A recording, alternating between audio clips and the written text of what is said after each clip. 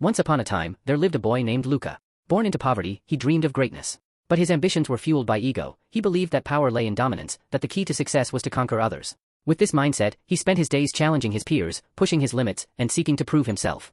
Every battle he won only seemed to fuel his pride, and he became known as the strongest in the village. However, despite his outward victories, something felt off. He had gained everything he thought he wanted, respect, admiration, and power, but he remained empty inside. The praise from others didn't fill the void.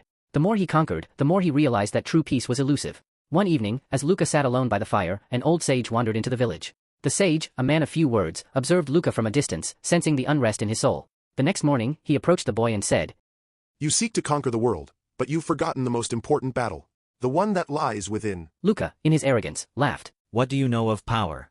I have conquered all who have stood before me." The sage's gaze remained steady. True power isn't in the destruction of others, but in the mastery of yourself. If you want to be a king, you must first learn to rule your mind, your impulses, and your pride.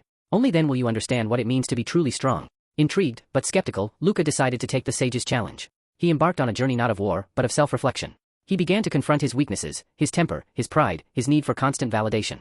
It was the hardest battle of his life. Day by day, he fought against the urge to lash out, to prove his worth to others. He spent hours meditating, learning patience, and accepting his flaws. Months passed, and Luca returned to his village, but something had changed. His confidence was no longer rooted in arrogance, but in self-awareness. He had conquered his ego, and with it, he found peace. The villagers no longer saw him as a conqueror of others, but as a true leader, one who ruled not by force, but by understanding and humility. Luca stood tall, not because he had defeated anyone, but because he had mastered himself. And in doing so, he had become the king of his own destiny. Drop a heart if you think you have the ego to become a king,